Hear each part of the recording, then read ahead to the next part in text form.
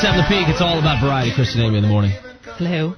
So I have a story for you I'd like to tell. Okay. And it's kind of a sad story. It has to do with a friend of mine who comes out to a lot of my gigs, and he's just been a friend for years and years and years and years. Right. Can I tell the story? Yeah, please do. All right, I'm going to go ahead and see if I can set the mood here. Okay. Oh.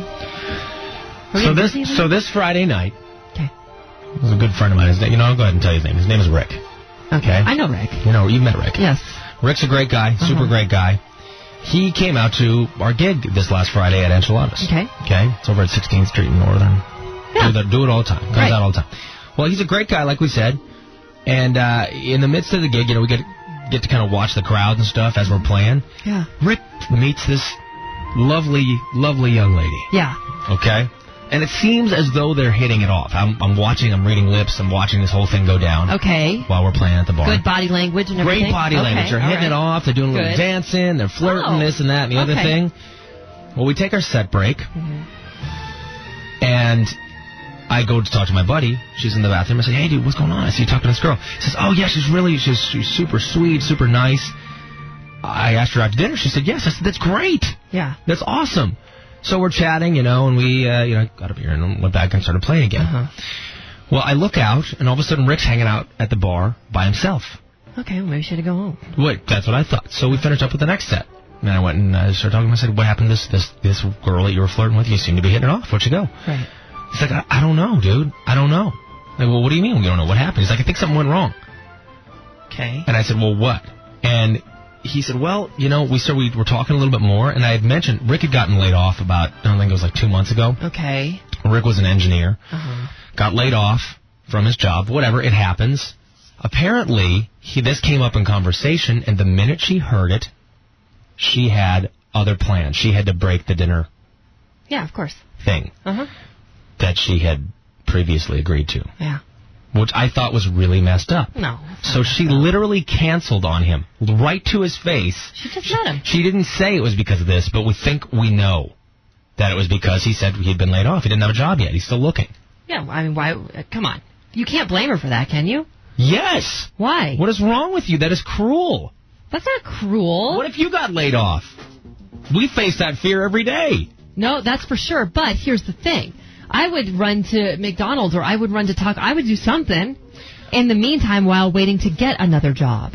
All right. Well, I felt bad for him, and he's a nice guy, so he'll meet another girl. But here's my question to you, Amy, and you obviously sound like you're just cold-hearted. I'm not cold-hearted. I'm realistic. In this day and age, are you kidding me? We don't know anything about her. You wouldn't date a guy if he had gotten laid off and it had been for Rick it had been 2 months. It's been 2 months. Okay, let me ask you this: is he doing anything else right now? Obviously, I think he's looking for a job. I don't know. Aside from that, is he doing anything? I think that's something. So then he's independently wealthy? No, he's not independently. Okay, then how is he living? 260-9870. 260-9870. You can't take me out unless you got money. Would you ever date? And I know a lot of you are married. And I'm not paying. I know a lot of you are married. Would you ever date a guy that didn't have a job? No, especially if you need to be active. Okay, if you're actively looking, you can do something else in the meantime. Because here's the thing: dinner doesn't buy itself, my friend. He didn't get fired; he got laid off. Would you ever date a guy who didn't have a job?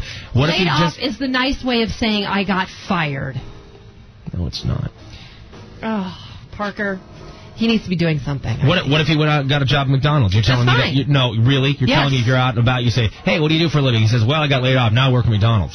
Fine. And then, lies. You are a liar. No. You are a liar. As long as he's doing something. You are a liar. Because here's the thing. I'm not paying for your dinner, dude. We've had this discussion on the show before. 260-9870. 411-987. I'm telling you. That's how it works. I got a song for you, Amy. What? It's my jam! It's my jam! Whatever. 98.7 The Peak, it's all about variety. Don't forget about me, because I don't have a job.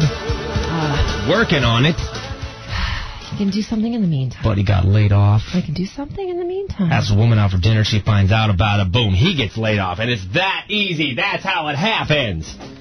Brittany, Brittany, would you just throw that guy away because he didn't have a job? No, I tried to find out why he was laid off, whether because his company was overstaffed or if it was his own fault. Brittany, but here's the thing. Parker said that they were talking for a while. Yeah, they were talking for I saw them. They had time to get to know that, and maybe she said, whoa, red flag.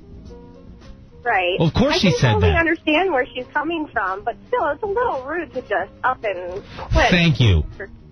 Thank you. No, Brittany, let me tell you this. I went on a date one time, and I was in college. Okay, so I'm going to say that I was in college because that will maybe... Back in 1981. Shut up. And the date was not going well, Britt. So I went to the payphone, and I called my roommate, and I said, you need to come and get me now. Now, I had told the gentleman that I went to the restroom, and I never came back. Wow. That explains a lot. I can't even believe this about you. I can't even look at you right now. I don't want to spend my time with a schmuck. I can't even look at you right now. I don't want to spend time with a schmuck. Well, who is the schmuck? Who left him hanging high and dry? His name is Tony. Yeah, okay. Or Amy. Whatever. Thank you. Thanks, Britt. 98.7 The Peak. It's all about variety. Chris and Amy in the morning. 411-987. That is the text number if you'd like to weigh in. Amy, what do we have for text messages?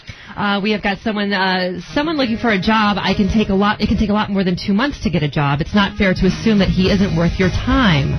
It's degrading. Amy. I agree with Elvis. Oh, somebody also called you a stone cold liar too, saying you'd ever date a guy who works at McDonald's. Well, whatever. That's cold-hearted, right?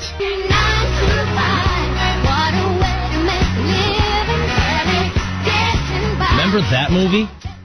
No, I loved it. Oh, my gosh. I loved it. I remember as a kid going, oh, my gosh, that's so funny that they used a garage door opener to lift the boss up. I want a garage door opener. I was just staring at certain parts of Dolly Parton. Of course you were. Really interesting thing. I saw foulness at its purest form. You don't know. Disguised. A wolf in sheep's clothing this weekend. You don't know for sure. A buddy of mine has already had to go through a layoff. His name's Rick. Really great guy. You've met him. Yeah. Out at Enchiladas this weekend when we're playing out there, and he hits it off with this girl.